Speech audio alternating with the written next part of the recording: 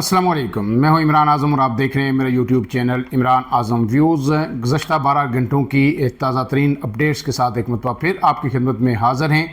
आज के व्लॉग में हम डिस्कस करेंगे कि आज़ाद कश्मीर में जॉइंट अवामी एक्शन कमेटी का धरना जो 22 रोज़ से जारी है उसकी ताज़ा तरीन अपडेट्स क्या हैं, क्या कोई मिसालियत हो रही है, पैगामात आ रहे हैं, नहीं आ रहे, सूरत-ए-हाल किस तरफ जा रही है। लेकिन इसके साथ साथ दूसरा अहम मौजू होगा कि आज़ाद कश्मीर में जो इंतखाबी सियासत है, 27 जुलाई को जो है इंतखाबात की तारीख है, पोलिंग डे है, उस हवाले से बहुत बड़े पैमाने पर उथल पुथल हो रही है सियासी जमातों के अंदर, ख़ास करके पाकिस्तान पीपल्स पार्टी के अंदर। तो ये क्या हो रहा है, कौन किधर जा रहा है, किस किस को कौन लेके जा रहा है और मुस्तकबिल का जो नक्शा है वो क्या होगा कि आज़ाद कश्मीर को इस्तेहकाम मिल सकेगा या नहीं, इस सब पर बात करेंगे। लेकिन उससे पहले आपसे गुजारिश, अगर आप मेरे चैनल पर नए हैं तो इमरान आज़म व्यूज़ को सब्सक्राइब कीजिए, बेल का निशान ज़रूर दबाइए ताकि आपको वीडियोस बर वक्त मिलती रहे। तो सबसे पहले आपको बताते हैं कि दिन को भी व्लॉग में हमने आपको बताया था कि जो अपोजिशन रहनुमा हैं पाकिस्तान से वो रावलाकोट आज जा रहे थे, उन्हें कोहटा में रोका गया, वहाँ उन्होंने धरना दिया, उसके बाद वो इस्लामाबाद के अंदर आए और फिर आके उन्होंने ये प्रेस कॉन्फ्रेंस की। अपोजिशन लीडर कौमी असम्बली में जो है अचकज़ई साहब भी मौजूद थे, साबिक़ वज़ीर आज़म शाहिद हक़ान अब्बासी भी मौजूद थे, सेनेट में अपोजिशन लीडर अल्लामा राजा नासिर अब्बास थे और तहरीक तफ़ज़ आईन पाकिस्तान के रहनुमा जो है मुस्तफ़ा नवाज़ खोखर भी उसमें मौजूद थे। अब महमूद अचकज़ई और इन लोगों ने जो प्रेस कॉन्फ्रेंस की उसमें वही बातें उन्हें दोहराई जो वहाँ पे उन्होंने की थी कि हम एक नेक मकसद के लिए जा रहे थे और जो पाकिस्तान की इस वक्त बदनामी हो रही है या जो भारत को लिवरेज मिल रही है आज़ाद कश्मीर के सूरत-ए-हाल से, हम उसको ख़त्म कराने जा रहे थे, खुलूस नीयत और नेक नीयती से जा रहे थे, लेकिन हमें रोक दिया गया। और अपोजिशन लीडर जो सेनेट और कौमी असम्बली हैं उनकी पाकिस्तान के अंदर जो है नकलो हरकत पे एक तरह से पाबंदी आयद कर दी है। तो उन्होंने खूब भड़ास निकाली और इसकी शदीद अल्फाज में मजम्मत की और इसके जो असरात हैं उन पर भी बात की। और इसके साथ साथ उन्होंने इस चीज़ पर बड़ा तशवीश का इज़हार किया कि ये हुकूमत किस तरह के रवैये इख्तियार कर रही है। पंजाब की हदूद में हमें रोका गया, वफाकी हुकूमत जो है संजीदा नहीं है किसी भी स्टेज पर। हमने उनको पैगामात भी भेजे जब सालिसी के हमें पेशकश हुई, लेकिन वज़ीर आज़म पाकिस्तान की जानिब से किसी भी तरह की गर्मजोशी नहीं दिखाई गई। तो इन सब चीज़ों को उन्होंने एड्रेस किया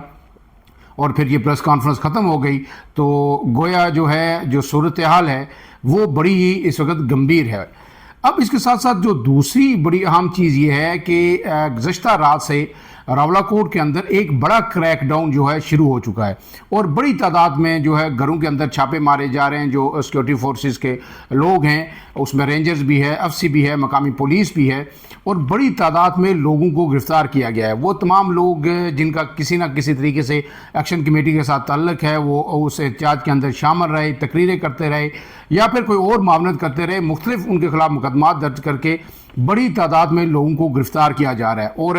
ये ख़बर ये है कि आज भी ये जारी रहेगा क्रैकडाउन और इसमें जो है आइंदा 24 से 48 घंटों के अंदर मज़ीद तेज़ी आएगी। अब इसके साथ दूसरी जो अहम चीज़ है डेवलपमेंट हुई है कि मुज़फ़्फ़राबाद के अंदर जो है बाज़ार आज तकरीबन जुज़वी तौर पर बाज़ार खुला रहा, 50 से 60% दुकानें खुली रही। बैंक भी आज नेशनल बैंक खुल गया। रावलाकोट में भी कहा जा रहा है कि नेशनल बैंक और दीगर जो जम्मू कश्मीर बैंक है वो खुल चुका है। तो बाकी जो आज़ाद कश्मीर के अज़ला हैं उनमें मामूलात ज़िंदगी तकरीबन 40 से 50% तक बहाल हो रहे हैं, लेकिन सिर्फ रावलाकोट वाइद जो जगह है वहाँ पे इस वक्त सब कुछ जमूद का शिकार है। अब ये भी खदशा ज़ाहिर किया जा रहा है कि 2 से 3 दिन जो है सख्त किस्म का क्रैकडाउन होगा और उसके बाद हो सकता है इस धरने को बज़ोर ताकत जो है मुंतशिर करने की कोशिश की जाए, क्योंकि आज का जो रियासत का जस्टिस था जिस तरह अपोजिशन को आगे नहीं जाने दिया गया उससे ये अज़ाइम वाज़े हो गए हैं कि बातचीत कोई नहीं होगी ता वक्ते के ये धरना उठाया ना जाए, खुद उसको जो है एक्शन कमेटी कॉल ऑफ ना करे, उसके बाद फिर आगे बात हो सकती है। अब इसके साथ साथ जो इंतखाबी सियासत है उसमें भी बड़ी हलचल और उथल पुथल हमें नज़र आ रही है। इसमें जो सबसे बड़ी उथल पुथल जो हमें नज़र आ रही है वो पीपल्स पार्टी के अंदर है। साबिक़ वज़ीर आज़म सरदार तनवीर इलियास जिनका रावलाकोट से ही ताल्लुक़ है, अब ज़रा ये बता रहे हैं कि उन्होंने जो है पीपल्स पार्टी से नाराज़ होकर राय जुदा करने का फ़ैसला कर लिया है। रात गए उन्होंने बहुत ही अहम मीटिंग की, अपने दोस्तों से मशावरत की اور پیپلز پارٹی کے جو اہم رہنما ہیں جس میں گورنر پنجاب بھی ہیں، گورنر خیبر پختونخوا بھی ہیں، چودھری ریاض بھی ہیں، سردار یعقوب صاحب اور دیگر لوگ ان کو مناتے رہے، لیکن وہ ایک چیز پہ بازد ہیں کہ وسطی باغ کا جو حلقہ ہے وہاں سے مجھے ٹکٹ دیا جائے، میں پہلے یہاں سے جیتا تھا اور اب بھی میں وہیں سے الیکشن لڑوں گا، اور اس کے ساتھ ساتھ جو اپنا حلقہ ہے وہاں سے بھی مجھے پاچیوٹ سے بھی ٹکٹ دیا جائے۔ تو ذرائع یہ بتا رہے ہیں کہ جو پاچیوٹ کا حلقہ ہے وہاں سے بھی ان کا ٹکٹ کنفرم ہو گیا ہے، ان کے جو کزن ہیں ایمن صغیر انہیں ٹکٹ نہیں دیا جا رہا، اور نیلم ویلی سے بھی انہیں ٹکٹ مل رہا ہے، لیکن قیادت نے یہ واضح کیا ہے کہ ضیاء القمر اس وقت جو ہے سٹنگ منسٹر ہیں، پی ایس ایف کے جیالے ہیں، سردار قمر زمان کے بیٹے ہیں، تو ان کو قربان کر کے تنویر الیاس صاحب کو وہاں سے ٹکٹ نہیں دیا جا رہا، لیکن تنویر الیاس صاحب اس پہ بازد ہیں، اور اب آج ان کی جو ہے کہا جا رہا ہے کہ مظفر آباد کے اندر بھی کچھ اہم جو ہے ملاقاتیں ہوئی ہیں، اور اس کے بعد وہ اسلام آباد واپس پہنچ رہے ہیں۔ کل ہو سکتا ہے اس حوالے سے وہ کوئی جو ہے مشاورت مزید تیز کر کے کوئی فیصلہ کرے۔ کچھ لوگ یہ بھی کہہ رہے ہیں کہ نون لیگ کے ساتھ بھی ان کے روابط جو ہے اب جو ہے استوار ہو گئے ہیں اور وہ نون لیگ میں بھی جا سکتے ہیں، لیکن سر دست جو کہانی ہے وہ استحکام پاکستان پارٹی کی ہے، جو علیم خان کی پارٹی ہے، جس کو جو ہے گلگت بلتستان کے اندر 14 سے 15 نشستوں پہ وہ الیکشن لڑے، ایک بھی نشست وہ نہیں جیت سکے، لیکن اس وقت وہ 5 سے 6 نشستوں پر جی بی کے اندر بیٹھی ہوئی ہے، 4 آزاد امیدوار ان کو شامل کر کے دیے گئے اور پھر جو مخصوص نشستیں ملی۔ تو کہا جا رہا ہے کہ جو استحکام کی ضمانت آزاد کشمیر میں بڑھے گی وہ استحکام پاکستان پارٹی بنے گی۔ اب اس میں جو کہا جا رہا ہے کہ صرف وہ لوگ نہیں جنہیں پاکستان پیپلز پارٹی نے ٹکٹ نہیں دیے تو وہ تو جا سکتے ہیں، نون لیگ کے کچھ لوگ بھی جنہیں ٹکٹ نہیں ملے، پارٹی نے ٹکٹ نہیں دیے، وہ بھی ادھر جا سکتے ہیں، لیکن اس کے ساتھ ساتھ یہ کہا جا رہا ہے کہ سردار تنویر الیاس اگر کسی اور پارٹی میں جاتے ہیں تو وہ کچھ جو پیپلز پارٹی کے ٹکٹ ہولڈر جنہیں پیپلز پارٹی ٹکٹ جاری کر چکی ہے انہیں بھی لے کے جائیں گے۔ اس میں جو اس وقت تک نام آ رہے ہیں یہ گردش کر رہے ہیں، یہ کوئی مصدقہ خبر نہیں ہے، اور ایسا مجھے تو ممکن نہیں لگ رہا کہ فوری طور پر اتنی بڑی تعداد میں لوگ جائیں جن کے نام جو ہے اس وقت گردش کر رہے ہیں، لیکن 2 سے 3 لوگ جو ہے جا سکتے ہیں، لیکن جن کے نام سامنے آ رہے ہیں ان میں ایک علی شان سونی ہیں جو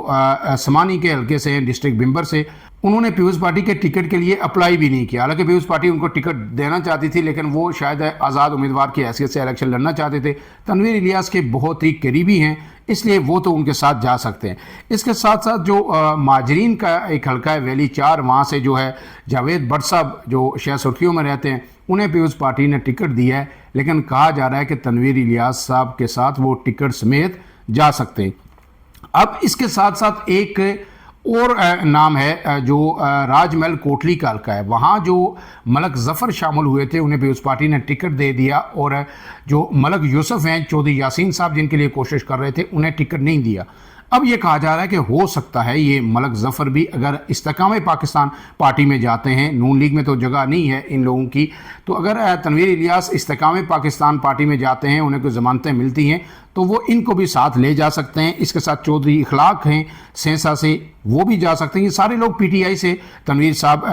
کے ساتھ آئے۔ اب اس کے ساتھ جو کہا جا رہا ہے کہ فہیم ربانی، سردار فہیم ربانی جو بلوچ کے حلقے سے ہیں، وہ ان کے والد بھی پیپلز پارٹی کے اندر رہے، لیکن پھر فہیم ربانی آتے جاتے رہے، کبھی پی ٹی آئی، کبھی ادھر کبھی ادھر، اب وہ واپس آئے تھے، کہا جا رہا ہے کہ ہو سکتا ہے وہ بھی ایک دفعہ پھر جو ہے چھلانگ لگا دیں۔ اب اس کے ساتھ ساتھ جو کریں دیوان علی چغتائی، انہیں بھی لیپا سے، مظفر آباد لیپا سے پیپلز پارٹی نے ٹکٹ دے دیا ہے، وہ بھی شامل ہوئے تھے، ان کا نام بھی اب زیر گردش ہے، لیکن اس میں جو زیادہ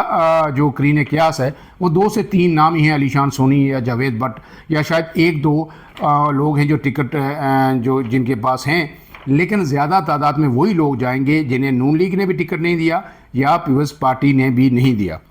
لیکن وہ اثر انداز ضرور ہوں گے، اس وجہ سے کہ اگر وہ پیپلز پارٹی کا بندہ جاتا ہے تو ظاہر ہے پیپلز پارٹی کے ووٹ توڑے گا، تو پیپلز پارٹی کا امیدوار وہاں پہ کوئی بھی اور جیتے پیپلز پارٹی کی سیٹ ضرور ضائع ہو جائے گی، تو اگر نون کا جاتا ہے تو نون کے ووٹ توڑے گا، نون کی سیٹ وہاں پہ ضائع کر دے گا وہ۔ اب اس کے ساتھ ساتھ جو یہ وسطی باغ کا حلقہ ہے جس سے یہ ساری بات پیپلز پارٹی کی اندر بگڑی تنویر الیاس صاحب کی،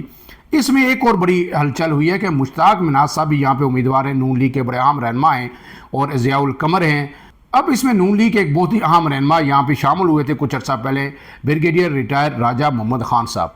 टिकट के लिए बहुत जोर लगाया, पहले कहा जा रहा था कि शायद उन्हें टिकट मिल जाए, लेकिन उन्हें टिकट नहीं मिला। और अब उन्होंने क्या किया कि वो तमाम लोग जमात इस्लामी के अंदर आज शामिल हो गए हैं। वहाँ पे साबिक अमीर जमात इस्लामी और साबिक आज़ाद कश्मीर असम्बली के जो रुकन हैं रशीद तराबी साहब, वो पहले से मौजूद हैं। और अब वहाँ पे एक पूरी बरादरी जो नारमा बरादरी है, ये लोग वहाँ पे जो राजे हैं ये इकट्ठे हो गए हैं। अब इसमें बड़े बड़े नाम हैं। राजा यासीन साहब आज जो है वो नून लीग छोड़ के जमात इस्लामी में शामिल हुए। ये ब्रिगेडियर रिटायर मोहम्मद खान साहब ये शामिल हुए, और इसके साथ दीगर कई अहम शख्सियात जो पिछले अरसे में नून लीग में शामिल हुई थी, वो सब के सब मुश्ताक मिनाज साहब को छोड़ के तो बरादरी की बुनियाद पर वो जाके शामिल हो गए हैं जमात इस्लामी के अंदर। और इस बरादरी का जो नारमा बरादरी है, इसका सबसे ज़्यादा वोट है इस हल्के में। उसके बाद फिर जो है मलदयाल आते हैं जो मुग़ल हैं, और फिर जो है सुदन बरादरी वहाँ पे आती है। तो अब यहाँ पे जो लगता ये है कि असल मुकाबला जो इस वक्त की सूरत हाल है, अगर ये मज़ीद डिवेल्प होती है तो यहाँ से ये जो टिकट जो है अब रशीद तराबी साहब नहीं लड़ेंगे, जो साबिक अमीर हैं, पुराने जमात के जो है दहाइयों से जमात के अंदर हैं। अब राजा मोहम्मद खान साहब लड़ेंगे जो ब्रिगेडियर रिटायर हैं। अगर इनको जमात इस्लामी ज़ाहिर टिकट देगी और सारी बरादरी इनको सपोर्ट करेगी, तमाम सरकर्दा शख्सियात, तो फिर मुकाबला इनके दरमियान और जो ज़ियाउल कमर हैं जो साबिक मिनिस्टर हैं उनके दरमियान होगा। अब इसमें लगता है कि मुश्ताक मिनाज शायद पीछे रह जाएंगे इस दौर में। उसकी वजह यह है कि उन्हें जब भी वो इलेक्शन जीते, उन्हें यह राजा बरादरी की मुकम्मल तायद सपोर्ट हासिल होती थी। इनके वोट लेके वो जीते थे। उनकी जो अपनी बरादरी है वो भी राजा हैं, लेकिन मिनाज बरादरी के वोट ज़्यादा नहीं हैं वहाँ पे। अब इसके साथ एक और जो है आज़ाद कश्मीर में डडियाल का बहुत ही अहम हल्का था। वहाँ पे जो है नून लीग के शोएब आबद साहब, उनके बारे में कहा जाता था कि उन्हें टिकट मिलेगा, उन्हें मिलेगा, लेकिन वहाँ वो डिज़र्व भी करते थे, लोग उनकी तारीफ़ भी करते हैं, बड़ा काम भी उन्हें किया। लेकिन गेम यहाँ पे भी उलट हो गई, और जो है अज़हर सादक साहब जो साबिक मिनिस्टर हैं वो आखिरी लम्हे अब शामिल हो गए हैं आज, और उन्हें ही यहाँ से टिकट मिलेगा। ये पहले PTI में थे और अब जो है इन्हें यहाँ पर भेजा गया है और इन्हें टिकट वहाँ से मिलेगा। तो अब जो सूरत हाल है कि पीपल्स पार्टी सबसे ज़्यादा जो है इस वक्त